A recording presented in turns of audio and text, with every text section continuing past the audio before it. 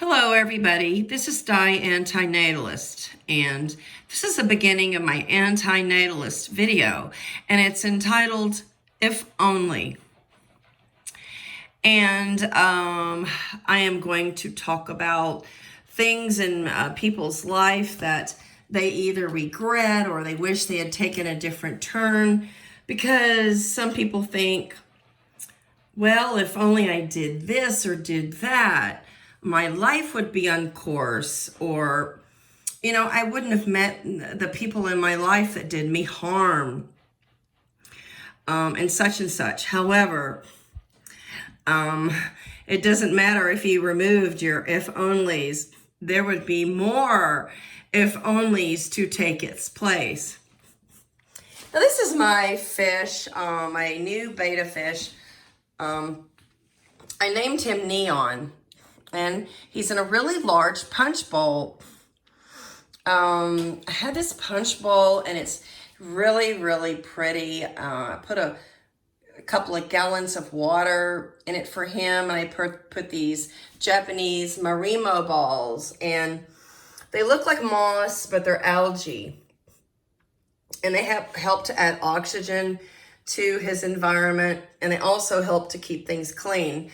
Now, I've ordered a snail. I've ordered a, what kind of snail is it? It's a really pretty yellow snail, mystery snail.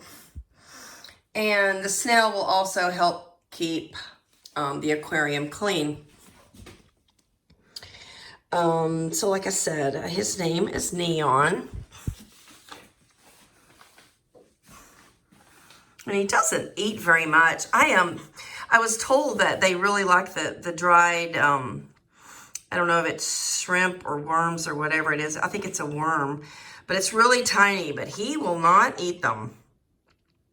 And he doesn't eat the shrimp flakes either, the little pink flakes, but he does like the little pellets. And sometimes I get his attention and get him to move by moving this little lily pad thing. So I'm going to feed him because it's about his dinner time.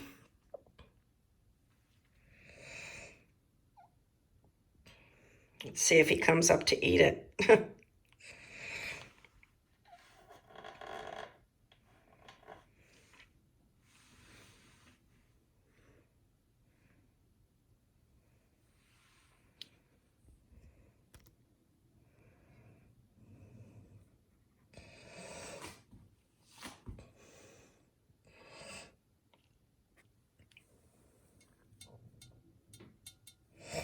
Okay, but anyway, he will be swimming around in a minute.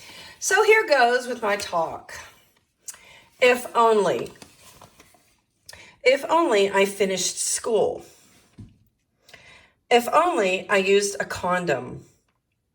If only I didn't move here. If only I put on the brakes. If only I had just one child. If only I did a background check. If only I used better judgment. If only I was more honest. If only I never started smoking. If only I put my dog on a leash. If only I didn't leave my baby in a hot car. If only I had taken better care of my teeth. If only I never let my cat outside. If only I locked my door. If only I took self-defense. If only I tried harder. If only I didn't put trust in him. If only I looked out for myself. If only I didn't quit my job. If only I waited longer. If only I exercised more often. If only I didn't get into debt. If only I ate less. If only I saved more money.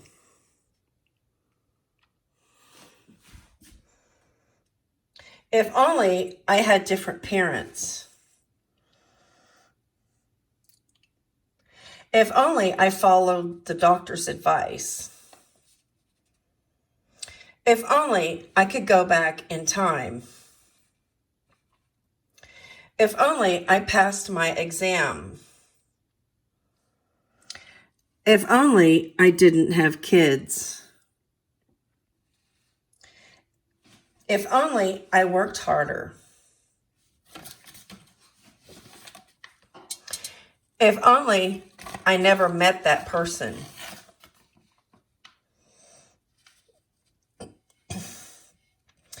If only I never put trust in him.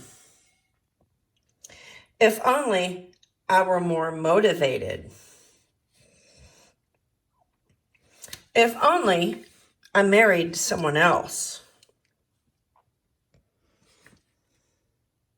If only I had a chance to say goodbye.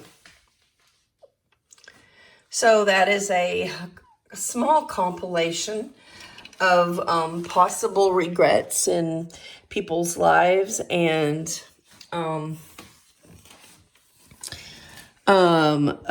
realistically, anybody and everybody is going to have regrets, and they are going to think that their lives would possibly be better off if they had not done something. However, as people who have been around a few decades realize that it doesn't really matter what you did or what you didn't do, you are going to have very negative consequences for either fork in the road that you choose. And, sometimes there's no good decision. Maybe, your choice is to go to a family picnic or a friend's graduation party, and the family picnic didn't transpire, and you really wish you had gone to the friend's graduation party, but it could have flip-flopped. It could have rained at the graduation party. So it seems like whatever fork in the road you do choose, there's going to be consequences, and sometimes heavy consequences. So we all have our own list of if onlys, but truthfully, there's no way around life being bad for all of us and being unpredictable. And so most of the things we might even regret, could be very unpredictable. Like one of the if onlys was, if I only wore a condom.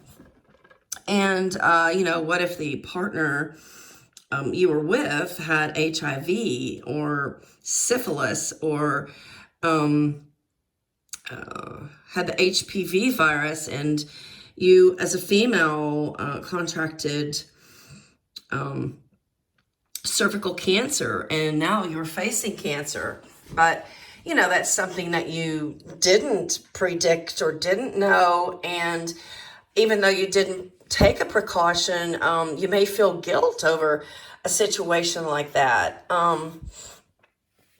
And I'm sure plenty of women have children with males that they would rather have not chosen.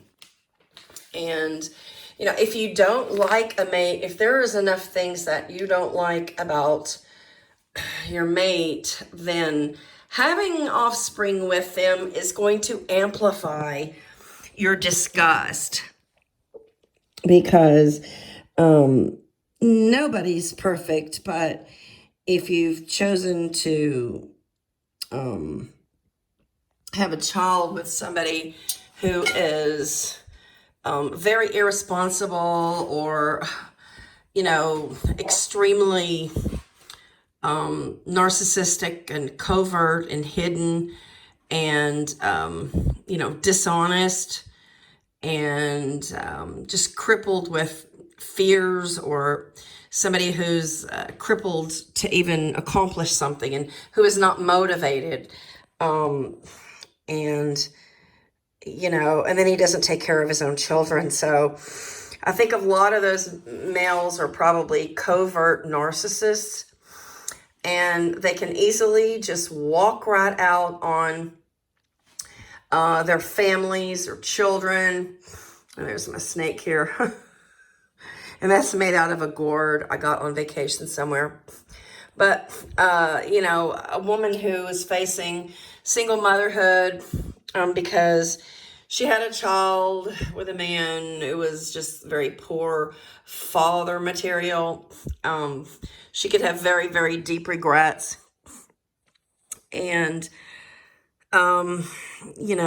society, the courts, they all fail women when it comes to matters of family court, child support, and that sort of thing. And, your partner, male or female, may not have the investment that you have in your offspring. And I think women are going to have more internal integrity when it comes to raising the child, because they grew the child in them and they're nurturing. So, it must be very disappointing for a woman to have a child with a man who never wanted the child in the first place. And, your children may disappoint you greatly. Your children may turn out like your spouse, or they may be incredibly opposite of you. And it could be, your child could turn out nothing like you expected. There was a video, I guess one of those rolling videos, and it was on Facebook the other day. And it was a very young Black woman holding her child, a boy. And, he was maybe 6 months or so. And all she talked about was how ugly the boy was. And she just blamed it all on her boyfriend who, impregnated her. And she says it was a 50-50 chance that boy turned out looking like his dad. And it was so, so sad to watch, because in the end, the boy spit up and vomited. So, and the boy showed great signs of distress and anxiety. He was moving, wiggling, his eyes were stressed. And even though he couldn't enunciate what he was feeling, his feelings were showing outwardly, and by squirming and and eventually spitting up in his mother's lap. So she was very outspoken about how ugly her son was. And, it was a little bit of an unusual looking child, but, nothing that probably time won't correct. When I first saw him, I just thought he was possibly, on some spectrum, or, had a slight disability. I don't know. But anyway, that's a risk that you take when you have children. And, it's better to prevent things that are going to cause you consequences. Like, for instance, trying a drug that's very, very addictive. And I'll use nicotine as that drug. A lot of people regret starting smoking because it gets hold of them. It catches them off guard. They become addicted, and then they can't quit. And then they're buying, $20 worth of cigarettes a day. They can't smoke in public or on airplanes or at work or at the house. So then they become regretful. If only I didn't start smoking. But humanity makes a lot of mistakes, and humanity doesn't use good judgment. So just because some of those if onlys are in your background, it doesn't mean that there's not another set that would accompany you had you had a different life. Because there's always going to be dilemmas. And I mean, I have many of those if onlys and regrets, but I realize realistically that things would be different, but there would be just another set of if onlys. And so yeah, I mean, certain bad decisions looking back, were regrettable, but could it have even been worse? And possibly it could have been worse. So anyway, I'm tapering off here, and my fish is Neon, his name. He has surfaced, and maybe I'll give him another bite to eat. He got spooked. But anyway, yeah, people usually keep bettas in very, very tiny tanks, but it is recommended that they have 2.5 gallons to 5 gallons. And this punch bowl worked really, really well for him. And he was really happy. I took him from about a 1 gallon cylindrical container. And then I put him in here, and I garnished it with some fake plants, and then I put the Marimo balls, which do help keep the environment cleaner and also gives off oxygen. So the Marimo balls are native of Japan, but they are found in Iceland and Scotland and some other places. He just ate my little pellet. Maybe I'll try give him another one. But yeah, he was picky. I tried to give him the best of foods, and he wouldn't eat it. And the reason why bettas are kept in solitary is because they fight other males, and so it stresses them out, and